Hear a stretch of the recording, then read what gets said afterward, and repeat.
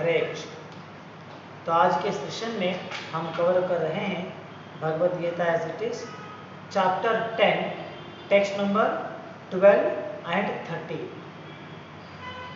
तो आज के दोनों श्लोक अर्जुन भगवान को संबोधित करते हुए अर्जुन अपनी ओपिनियन यहाँ पे समझा रहे हैं।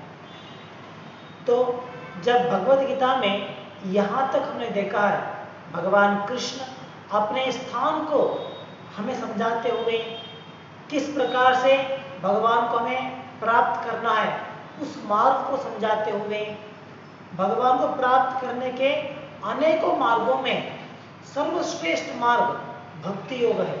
इन सभी विचारों को यहाँ तक भगवान हमें समझाते आए हैं और इन सभी विचारों को समझने के बाद, सुनने के बाद अर्जुन अपना कन्विक्शन यहाँ पे बताते हैं कि अर्जुन भगवान को किस तरह समझ रहे हैं। इसे आपको याद रहेगा भगवद गीता के प्रारंभ में अर्जुन भगवान के साथ एक मित्र के संबंध में थे।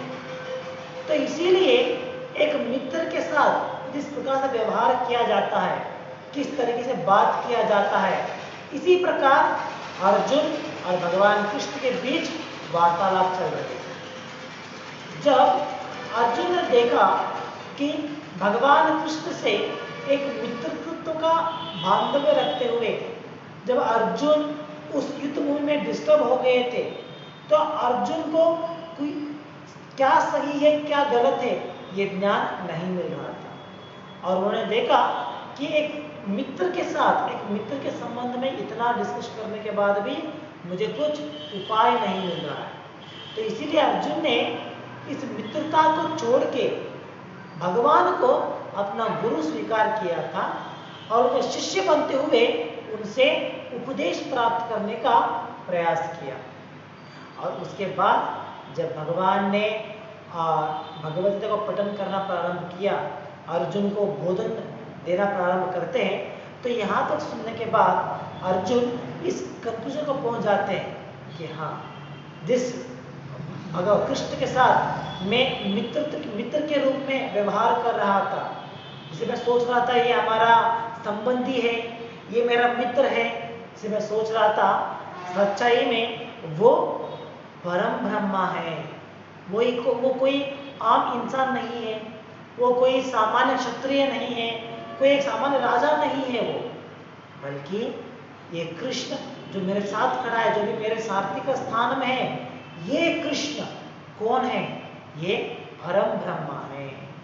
तो इस प्रकार आज के श्लोक में अर्जुन का एक रियलाइजेशन हम यहाँ पे देख सकते हैं। तो अर्जुन भगवान के द्वारा भगवद गीता को सुनने के बाद और भगवान से, स्वयं भगवान से ही ज्ञान को प्राप्त करने के बाद अर्जुन इस कंक्लूजन को पहुंच जाते हैं और इस साक्षात्कार को उन्होंने प्राप्त किया है।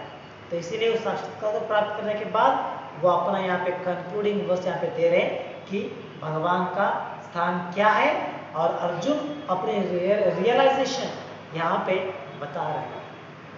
हालांकि के शास्त्र में कहते हैं कि एक शुद्ध भक्त कभी भी भगवान के ज्ञान से वंचित नहीं होते। एक शुद्ध भक्त उनके जीवन में से कभी एक क्षण भी नहीं आता है जब वो भगवान के बारे में भूल जाते हैं या भगवान के बारे में उनके मन में अज्ञान है, ऐसा कभी क्षण ही नहीं आता।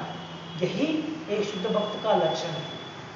तो अर्जुन तो एक शुद्ध भक्त है एक्चुअली। तो कोई सोच सकता है अगर अर्जुन शुद्ध भक्त है तो इस श्लोक से पहले अर्जुन क्यों भगवान के स्थान के बारे में उन्हें ज्ञात नहीं था?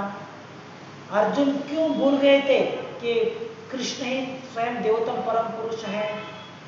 तो इसके लिए हमें शास्त्रों के द्वारा समझ में आता है कि भगवान अपनी इस लीला में अर्जुन को भाग लेते हुए अर्जुन को अपने योग माया के द्वारा जो ज्ञान अर्जुन के पास था भगवान के बारे में, उस ज्ञान को छुपा दिया गया था योग माया के द्वारा, ताकि अर्जुन इस प्रकार के संदेह में पड़े और इस प्रकार की परिस्थिति में आने के बाद अर्जुन एक सामान्य व्यक्ति की तरह सोचते हुए वो प्रश्न पूछे, और अर्जुन जो प्रश्न पूछेंगे उन सभी प्रश्नों को उत्तर देते हुए अर्जुन के माध्यम से हम सभी लोगों को भगवत गीता को पढ़ा सके। इसीलिए अर्जुन एक शुद्ध भक्त होने के बावजूद, जो कभी भी भगवान के बारे में भूल नहीं सकते हैं, भगवान के स्थान को भूल नहीं सकते, इसके बावजूद अर्जुन को एक क्षण के लिए, एक समय के लिए उस स्थान में डाल दिया गया जहां पर वो भगवान के बारे में सब कुछ भूल जाते हैं और इस पर प्रश्न को पूछना प्रारंभ करते हैं। और सभी उत्तर प्राप्त करने के बाद अर्जुन अपना साक्षात्कार करते हुए अपने रियलाइज्ड वर्ड्स यहाँ पे बात करते हैं और कहते हैं कि हाँ, कृष्ण जो है ये भगवान कृष्ण कौन है, ये सब एक क्षत्रिय नहीं बल्कि इनका स्थान क्या है, ये विषय यहाँ पे अर्जुन समझा रहे हैं। तो इस वाक्य में जो अर्जुन ने कहा है, जो अर्जुन ने भगवान को संबोधित कर रहे हैं, अर्जुन यहाँ पे कहते हैं परम ब्रह्मा कृष्णा, आप कौन हो? आप परम ब्रह्म हो। जो परम सत्य है वही परम सत्य स्वयं आप हो। जैसे परम सत्य, जो लोग, कुछ लोग सोचते हैं ये निराकार है, कुछ लोग सोचते हैं परम सत्य एक देवी है, कुछ लोग सोचते हैं परम सत्य जो है वो त्रिमूर्ति है। तो इस प्रकार की संदेह से बाहर आते हुए, भगवान के बारे में ज्ञान को प्राप्त करते हुए ये सही समझ अर्जुन में आ गया है, और इसलिए अर्जुन कहते हैं कि भगवान कृष्ण आप जो हो, आप ही परम सत्य हो, आपसे बढ़कर और कोई सत्य नहीं है, आपसे बढ़कर और कोई देवता भी नहीं है, आप ही सुप्रीम हो, देवोत्तम हो, देवों के उत्तम हो। तो इस प्रकार अर्जुन यहाँ पे भगवान को संबोधित कर रहे हैं परम ब्रह्मा, you are the ultimate truth और द अल्टीमेट एब्सोल्यूट ट्रूथ। और कहते हैं परम धामा, परम धाम मतलब जिसके ऊपर सब कुछ सस्टेन करता है, ऑन विच एवरीथिंग सस्टेन्स, जो सभी का आधार है। तो भगवान ने कहा जा रहा है कि भगवान आप ही सभी के आधार हो, सब कुछ आपके ऊपर ही निर्भर है, आपके ऊपर ही स्थित है सब कुछ। तो ये विचार भगवान ने भी कहा था, आपको याद रहेगा पिछले अध्याय में भगवान ने श्री में कहा था that I am the sustainer of everything. तो भगवान ने इस बात को कहा था। तो इसी प्रकार इसी विषय को साक्षात्कार करते हुए अर्जुन कहते हैं कि हाँ, भगवान आप कौन हो? आप सस्टेनर हो। इस पूरा भौतिक संसार और आध्यात्मिक संसार ये सभी आपके ऊपर ही निर्भर है। सभी जीव, सभी मनुष्य, सभी योनि में आने वाले सभी जीव भी आपके ऊपर ही निर्भर है। इसलिए कहा है परम धामा। भावार्थ में हम देखते हैं प्रभुपाद कहते हैं भौतिक संसार में रहने वाले कुछ व्यक्ति सोचते हैं कि हम सभी इंडिपेंडेंट हैं, मैं स्वतंत्र हूँ और सभी जीव स्वतंत्र है, कोई भी भगवान के ऊपर निर्भर नहीं है। इसलिए वो सोचते हैं कि अगर हम कुछ काम करें तो उसका अच्छा फल हम भुगतेंगे। तो इसीलिए लोग परम सत्य को ठुकराते हुए, अपने आप को स्वतंत्र घोषित करते हुए वो सोचते हैं कि मैं ही सभी का मालिक हूँ, I am the proprietor, I am the owner, ये हम लोग विचार रखते हैं। लेकिन एक्चुअली शास्त्रों के द्वारा हमें समझना चाहिए ये सही नहीं है, बल्कि we are all subordinate to the supreme lord. हम भी भगवान के अधीन में हैं, भगवान कृष्ण के अधीन में हैं हम लोग। तो भगवान कृष्ण जो है उनके द्वारा हम लोग कंट्रोल किए जाते हैं। तो इस प्रकार हमें समझना चाहिए शास्त्रों के द्वारा that they are all dependent on the supreme Lord Krishna। इसीलिए अर्जुन यहाँ पे भगवान को संबोधित कर रहे हैं परम धामा, you are the resting place for everything. सभी वस्तु, सभी जीव या सभी जगत, इन सभी के लिए आप ही सस्टेनर हो, आपके ऊपर ही ये सभी निर्भर है। और आगे अर्जुन अर्जुन कहते हैं पवित्रम, पवित्र मतलब प्योरेस्ट, पवित्र मतलब प्योर है, प्योरेस्ट। तो हम कहते हैं कि भगवान आप परिशुद्ध हो, आप में किसी प्रकार कल्मश नहीं देख सकते, आप पूरी तरीके से शुद्ध हो। तो यहाँ पे पवित्रम या इस शुद्धता, इसका मतलब है जैसे भौतिक संसार के ये जो 3 गुण आते हैं, सत्वगुण, रजोगुण और तमोगुण, इन तीनों का प्रभाव हमारे ऊपर होने के कारण हमें कहा जाता है we are contaminated by these 3 गुणास। इन तीनों गुण से हम कंटेमिनेट हो गए हैं, मतलब हम इन तीनों गुणों के प्रभाव में आ रहे हैं। हम इस भौतिक संसार में रहने वाले हर एक व्यक्ति इन 3 गुण के अधीन में आता है, चाहे वो एक ब्राह्मण भी हो। ब्राह्मण जो सभी वर्णाश्रम पद्धति में सबसे हाईएस्ट है, वो भी सत्व गुण के अधीन में ही आता है। तो इस प्रकार हर एक जीव गुणों के अधीन में आते हैं, लेकिन भगवान जो है वो इन तीनों गुणों से परे है। He is above all 3 gunas, इसीलिए कहते हैं He is purest। वो कोई किसी प्रकार का गुण का कल्मश उनमें हम नहीं देख सकते। जैसे आप देखिए ये सोने के बारे में कहते हैं कि सोना बहुत शुद्ध होता है। अगर आप कहीं पर सोना खरीदने के लिए जाएंगे तो कहते हैं हाँ ये 24 कैरेट गोल्ड है। एक्चुअली 24 कैरेट मतलब ये शुद्धता का टॉप मोस्ट है सोने में, इससे ज्यादा शुद्धता नहीं होता सोने में, यही हाईएस्ट फॉर्म है। और लोग कहते हैं कि हाँ ये जो है ये हमारा 24 कैरेट गोल्ड है, लेकिन एक्चुअली सही नहीं, क्योंकि 24 कैरेट गोल्ड जो होता है वो इतना हार्ड नहीं होता। कहते हैं कि 24 कैरेट गोल्ड वो आप आसानी से बेंड कर सकते हैं, मोल्ड कर सकते हैं, वो इतना हार्ड नहीं होता है। उस धातु को, सोने को हार्ड बनाने के लिए, ताकि उससे कुछ हम लोग शेप दे सके, कुछ ऑर्नामेंट बना सके, कुछ आभरण बना सके, इसीलिए उसमें कुछ मिलावट किया जाता है। और जो हमें मार्केट में जो भी ऑर्नामेंट्स में मिलते हैं वो मैक्सिमम 21 या 22 कैरेट होते हैं, उससे ज़्यादा शुद्ध नहीं होते। अगर उससे ज़्यादा भी शुद्ध होंगे तो वो उस आभरण के माल शेप में नहीं मिल सकते। तो इसीलिए इसमें थोड़ी बहुत मिलावट करके उसकी गुणवत्ता को थोड़ा कम किया जाता है, ताकि उसे जो शेप आपको चाहिए वो शेप में उसे बना सके। तो 24 कैरेट जो है ये प्योरेस्ट कहा जाता है। तो इसी प्रकार सत्व गुण जो है हम कह सकते हैं कि हाँ ये मान लीजिए 15% या 18 कैरेट का गोल्ड है, या मैक्सिमम 20 कैरेट का गोल्ड हम कह सकते हैं सत्व गुण है, लेकिन वो 24 कैरेट नहीं है।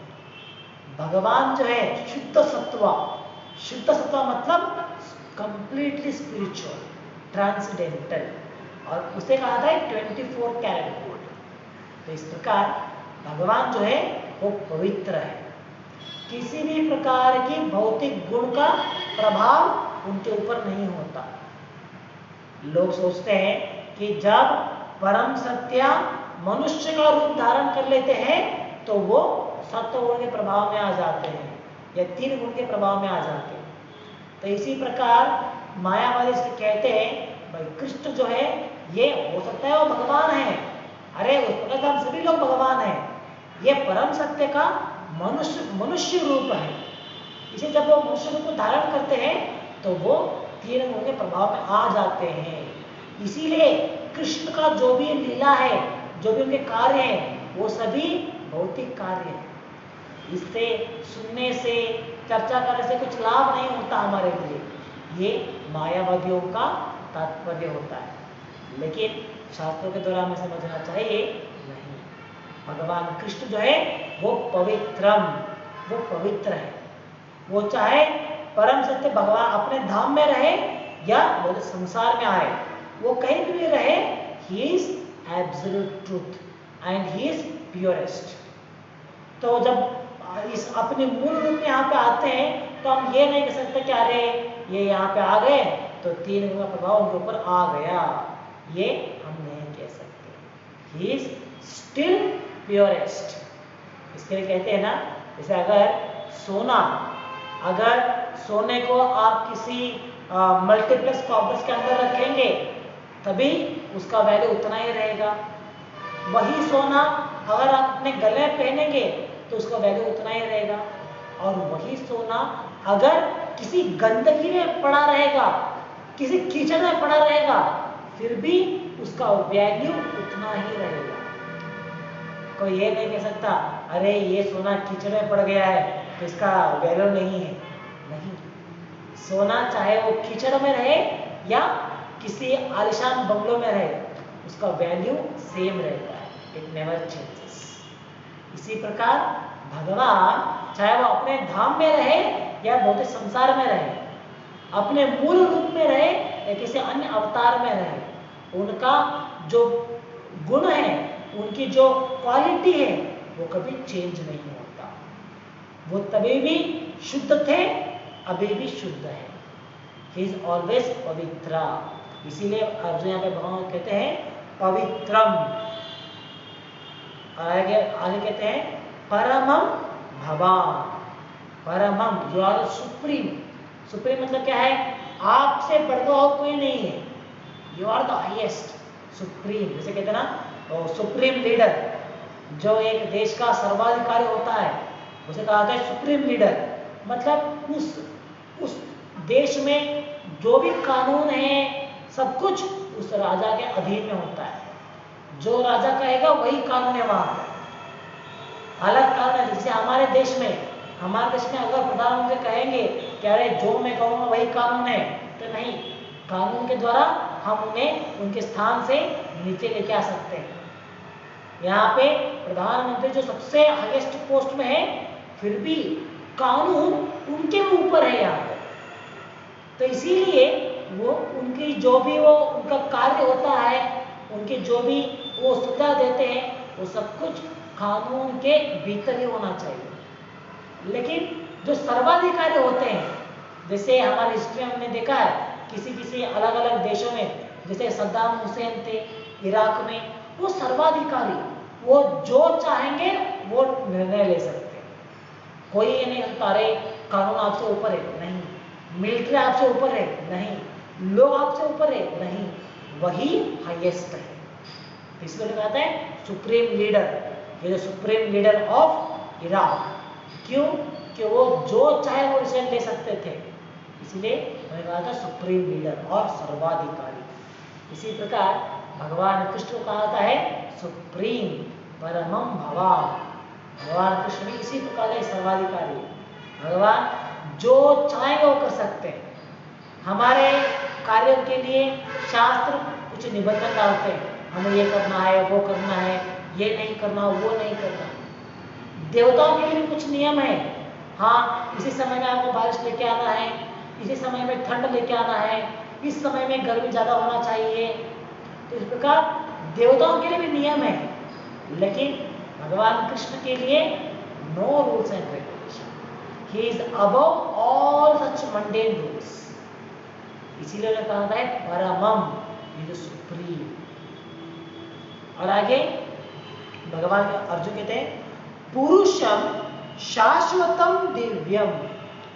पुरुषा, तो जब इन सभी गुणों को अर्जुन कह रहे हैं कि आप परम ब्रह्मा हो, आप पवित्र हो, आप परम धाम हो, तो इन सभी गुणों को सुनने के बाद जो मायावादी होते हैं वो कह सकते हैं ना, हाँ ये सब कुछ सही है, हाँ ये जो निराकार रूप है वो इसी की डिस्कशन है, या निराकार रूप का वर्णन यहाँ पे दिया गया है। लेकिन इसे टुकराते हुए अर्जुन कहते हैं पुरुषम, you are the supreme person. परम सत्य कोई निराकार रूप नहीं है, परम सत्य एक साकार रूप है। इसलिए अर्जुन यहाँ पे कहते हैं पुरुषम, यू आर अ पर्सन। ये कोई शक्ति नहीं है, या कोई चेतन आत्मा नहीं है, या कोई आकार नहीं, कुछ रूप नहीं, बल्कि ये एक पर्सन है। पर्सन मतलब इमेज हमारे सर में क्या आ जाएगा, एक रूप आ जाएगा। हाँ, जैसे अभी हम जब हम कहते हैं ना अरे ये आदमी है, तो ये आदमी मतलब इमेज हमारे सर में क्या आएगा, हाँ 2 हाथ है, 2 पाँव है, एक सर है, एक शरीर है। और जब हम कहते हैं ये एक जानवर है, तो इमेज हमारे सर में क्या आएगा, हाँ उसका 4 पाँव रहेगा, वो मनुष्य नहीं, वो कोई जानवर है। वो इस प्रकार उसके बारे में हमें एक विचार, एक कल्पना आ जाती है। इसी प्रकार पुरुषा समझते हुए हमें क्या हमारे सर में आएगा, लाइक अ पर्सन, एक जैसे हमारे जैसा 2 हाथ 2 पाँव एक शरीर रहने वाला। तो इसी प्रकार परम ब्रह्मा, देखिए यहाँ पे जो परम ब्रह्म के बारे में पहले भगवान ने अर्जुन को कहा था कि जो परम सत्य है उस वही परम सत्य पुरुषम, वो एक पुरुष भी है। यह पुरुष मतलब जो हमारी नॉर्मल लैंग्वेज में होते हैं पुरुष स्त्री, इसके बारे में नहीं कहा जा रहा है, बल्कि ही इज अ पर्सन। वो कोई निराकार रूप नहीं, बल्कि वो साकार रूप है। इस विषय को अर्जुन यहाँ पे जस्टिफाई कर रहे हैं।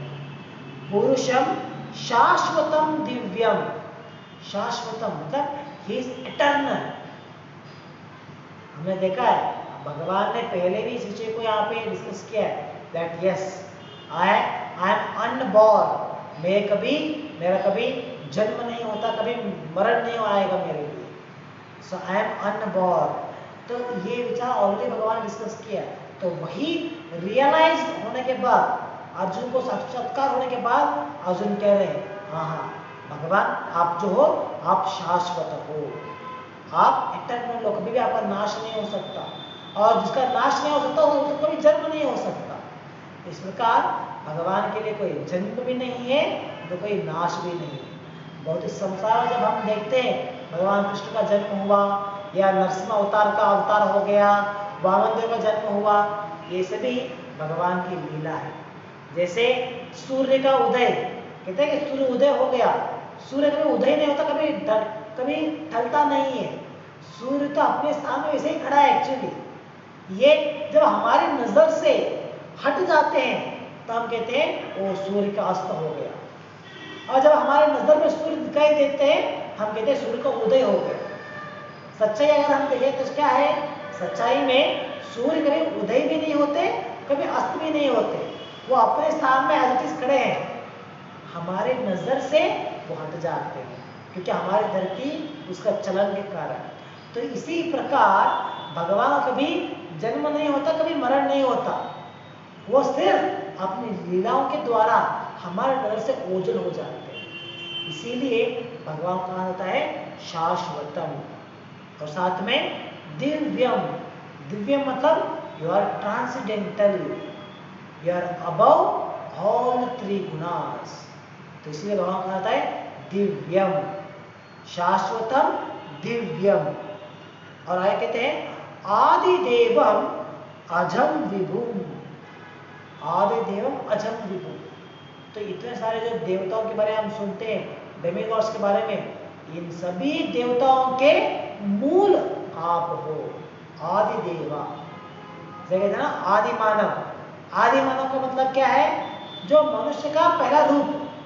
जैसे पहले जंगल में थे वो आदि मानव थे, अभी थोड़ा नागरिकता आने के बाद, सिविलाइजेशन आने के बाद हम लोग ऐसे दिख रहे हैं। तो ये उसका अर्थ होता है। तो इस प्रकार आदि मानव कहते हैं, मतलब ही इज ओरिजिनल। इसी प्रकार भगवान यहाँ पे कहा जा रहा है आदि देवम, सभी देवों के मूल आप हो, आप से ही सभी देवों का निर्माण होता है। ये विचार भगवान ने पहले भी कहा था, और अर्जुन को साक्षात्कार होने के बाद अर्जुन इस विषय को यहाँ पे फिर से समझा रहे हैं। और अजम विभुम, अजम मतलब अनबॉर्न, जिसका कभी जन्म नहीं होता, और विभु, विभु मतलब क्या है, ग्रेटेस्ट, जैसे कहते हैं ना संपत्ति और ऑपुलेंस, उसे कहते हैं विभु। इस प्रकार अजम विभु, you are the greatest of all. तो इस प्रकार आज के श्लोक में अर्जुन जो साक्षात्कार उन्हें प्राप्त किया है, भगवान की बात को सुनने के बाद, भगवान की भक्ति करने के बाद जो उनकी साक्षात्कार हुआ है, वही विचार यहाँ पे कह रहे हैं कि कृष्णा, आप कोई आम इंसान नहीं हो, आप कोई क्षत्रिय नहीं हो, आप कोई ग्वाल बालक नहीं हो, बल्कि आपका गुण इस प्रकार से है, आपकी रियलिटी ये है, आपकी सच्चाई ये है। तो ये विचार आज के श्लोक में, मतलब टेक्स्ट नंबर 12 में अर्जुन समझा रहे हैं। तो कोई सोच सकता है, अरे अर्जुन तो कृष्ण के मित्र थे, तो मित्रता में कभी कभी होता है कि एक मित्र दूसरा मित्र का परिहास कर रहा है, और उसका परिहास करने के लिए वो कहता है कि ओ यू आर द ग्रेटेस्ट। ऐसा होता है कभी कभी, दो मित्र है तो एक मित्र दूसरा मित्र को परिहास करना चाहता है, उसमें कहते हैं अरे यू आर द ग्रेटेस्ट, तुम सबसे अच्छे व्यक्ति हो, तुम सबसे बड़े अमीर हो। तो इस प्रकार वो सच्चाई नहीं होता है, उसे कहते हैं फ्लैटरिंग। फ्लैटरिंग करना मतलब उसकी प्रशंसा करना, जो वो नहीं है उसके बारे में प्रशंसा कर रहा है, तो उसे कहते हैं फ्लैटरिंग। जैसे कभी कभी कोई, आप देख सकते हैं, कभी एक कंपनी में जो एक बॉस होता है और उस बॉस के अधीन जो काम करने वाले होते हैं, वो हमेशा बॉस को फ्लैटर करते रहते हैं, उसकी झूठी तारीफ करते रहते हैं, उसकी झूठी प्रशंसा करते रहते हैं। वो कहते हैं oh boss you are the best, मैंने आपसे अच्छा बॉस आज तक कभी भी नहीं देखा है, आप कितना अच्छे डिसीजन लेते हो, इतना अच्छा निर्णय और कोई ले ही नहीं सकता है, आपने कितना सही प्रकार से ये सिचुएशन हैंडल किया, इतने अच्छे तरीके से हैंडल किया आपने क्लाइंट को, ये और कोई कर ही नहीं सकता है, अगर आप नहीं होते तो कंपनी आज होता ही नहीं। तो इस प्रकार वो क्या करते हैं, झूठी प्रशंसा करते हैं। तो जब एक हमें कुछ चाहिए तो हम उनकी झूठी प्रशंसा करते हैं, या नहीं तो एक मित्रता में भी, फ्रेंडशिप में भी हम लोग अपने फ्रेंड्स को उनका टांग खींचने के लिए, उनकी परिहास करने के लिए इस तरह की झूठी प्रशंसा करते रहते हैं। तो कोई सोच सकता है, हाँ अर्जुन भी भगवान कृष्ण के मित्र थे, तो मित्र होने के कारण हो सकता है अर्जुन भी इस प्रकार से फ्लैटर कर रहे हैं भगवान को। क्या अर्जुन को युद्ध नहीं करना चाहिए ना, अर्जुन नहीं चाहते हैं कि वो युद्ध करे, और कृष्ण उन्हें फोर्स कर रहे हैं कि आप युद्ध करो। तो हो सकता है कि अर्जुन अपना काम मनाने के लिए, मतलब अर्जुन कृष्ण की जो उनकी इच्छा है, अर्जुन की इच्छा, उसी इच्छा को पुष्टि कराने के लिए हो सकता है वो कृष्ण को थपथपा रहे हो, हाँ you are the best, you are the best, आप सबसे अच्छे हो। तो इस प्रकार से हो सकता है ना कि अर्जुन फ्लैटर कर रहे कृष्ण को, ऐसा कोई सोच सकता है। इसीलिए अगली ही श्लोक में, टेक्स्ट नंबर 13 में अर्जुन यहाँ पे कहते हैं कि ये जो विचार मैं यहाँ पे कह रहा हूँ अभी तक भगवान के बारे में, जो मैंने साक्षात्कार किया है, ये सिर्फ मेरी ओपिनियन नहीं है। अगर सिर्फ अर्जुन का ओपिनियन होता, सिर्फ अर्जुन का विचार होता, तो कोई सोच सकता था कि हाँ अरे भाई तो मित्र इसलिए कह रहा है, लेकिन नहीं, कोई इस प्रकार से संदेह नहीं करना है, और इस प्रकार इस सच्ची विचार को टुकरा देना नहीं चाहिए। इसीलिए अर्जुन यहाँ पे जस्टिफाई कर रहे हैं कि ये सिर्फ मेरा विचार नहीं है, जो अभी तक मैंने कहा इस श्लोक में भगवान के बारे में, ये सभी विचार सिर्फ मेरा नहीं है, बल्कि मेरे अलावा, मेरे से भी पहले बहुत लोगों ने यही विचार दिया है। बहुत लोगों ने आपके बारे में यही विचार कहा है। और किस लोगों ने कहा है? ऐसा नहीं कि जो हमारे रिश्तेदार हैं, जैसे मैं जो कह रहा हूँ वही बात मेरे पिता कहेंगे, मेरे पुत्र कहेगा, मेरा अंकल कहेगा, आंटी कहेंगे, नहीं, ऐसा नहीं है। कभी कभी होता है ना कि एक व्यक्ति जो रिव्यू दे रहा है, सभी लोग वही कहते हैं हाँ यही सही है, यही सही है। तो यहाँ पे ऐसा नहीं हो रहा है, बल्कि ये सभी दे आर ग्रेटेस्ट सेजेस, बड़े बड़े ऋषि मुनि, बड़े बड़े डिवोटीज हैं ये सभी लोग, और उनका कहना है कि आप देवोत्तम परम पुरुष हो, आप परम ब्रह्म हो, पवित्रम हो।